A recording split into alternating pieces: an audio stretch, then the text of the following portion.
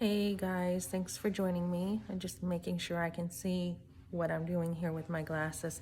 I brought another one of these because I'm always so cheap to invest in these glasses because I'm always breaking them, but I did get another pair. I just now have to find them. So today I want to talk about a couple things.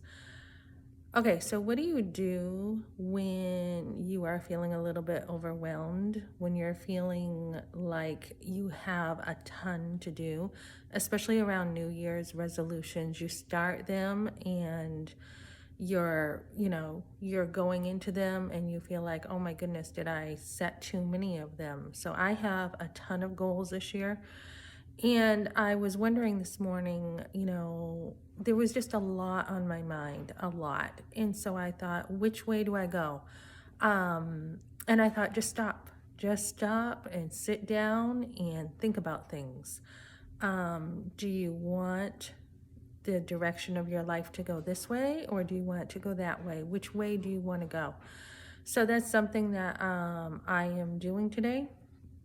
And I'm thinking about all those resolutions and priorities, which are good for me. They're going to give me more structure and help me out.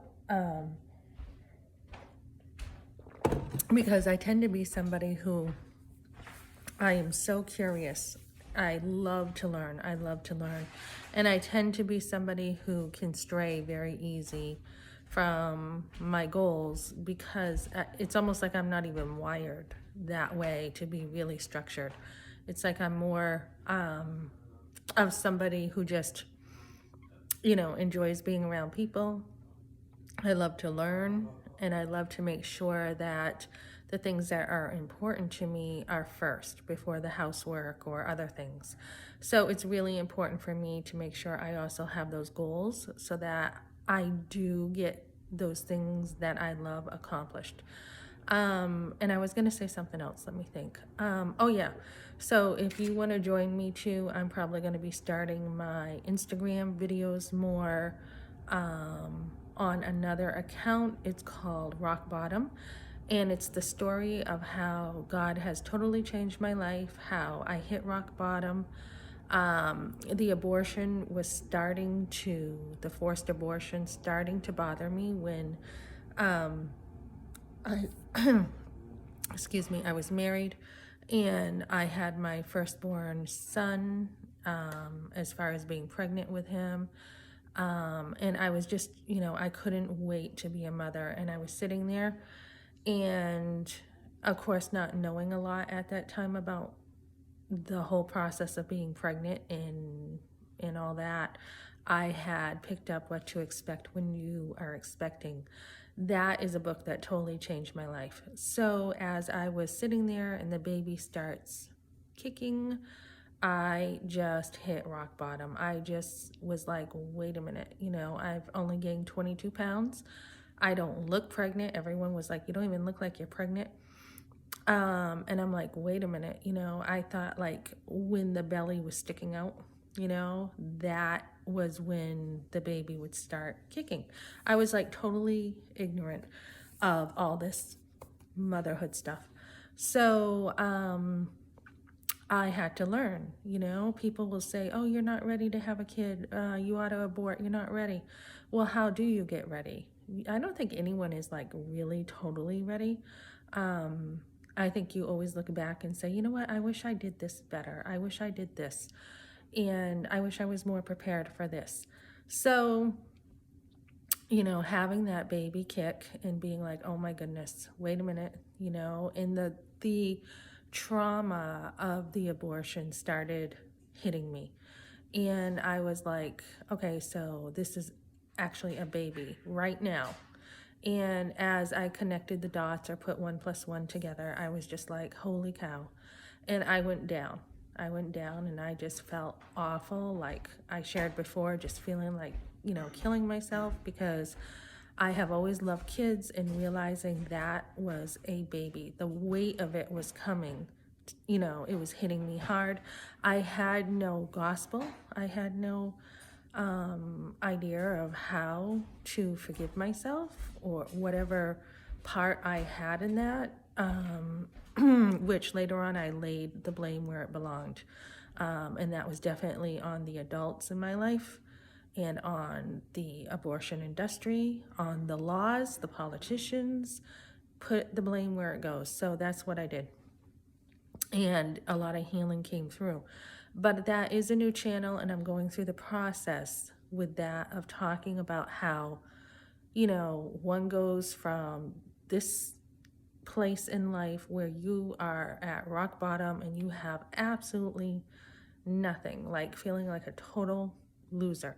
Although in school I was I was popular and I was the cheerleader and played soccer, basketball, and all this external stuff, do.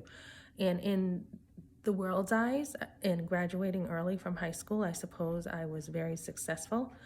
But when the truth started hitting me, I felt like so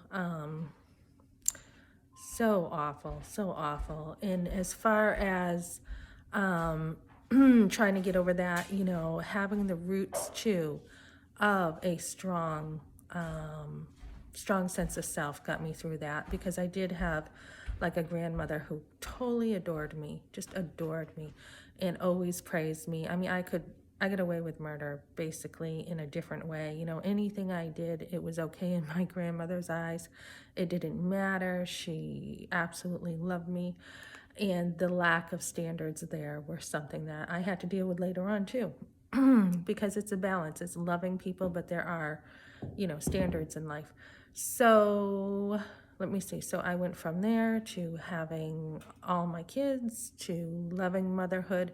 It has been one of the most important things in my life, is being a mother.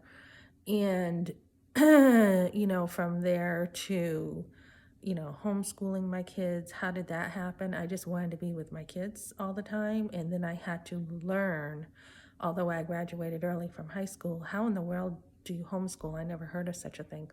So, just having God lift me up to a place where not only did I have no children when I started and had to deal with this, and we look back in the Bible, and the woman actually cried. They cried when there were no more children, when Jesus was going to be killed, and the king was looking for him. He had all the children under 2, I believe, killed. And the women were distraught, and they just could not be comforted. And that is how it is, I think, when you want to be a mother or you've had a miscarriage. You are so distraught when you can't have children or you've had a miscarriage. And then later on, after the forced abortion, it looked like I couldn't have kids. Couple times that happened. We were trying to have kids and it just wasn't happening, and I felt like God was punishing me. And then from there, when my husband had cancer, the doctor said, you're probably not going to be able to have any more children. And so it's a serious thing. Motherhood in the past has been very serious, where today we're losing this. And Jordan Peterson also talks about how we're losing the role of motherhood in society, and it is not valued. And we kid around where motherhood is just such a thankless job, we hear, but really we need to be thankful to have our kids. So join me over there if you want. My account is Rock Bottom, and I'm going to be sharing more details of how do you get from feeling like you have nothing, in a sense, to being blessed with children and a family. How do you get there? And I'm just going to be talking about the homeschool process and how me being home with my kids and homeschooling actually allowed me to heal.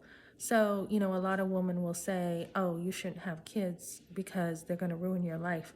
Actually, kids help you have purpose in life, fulfill your life, and make you a better person usually. So I will be sharing that if you want to join me.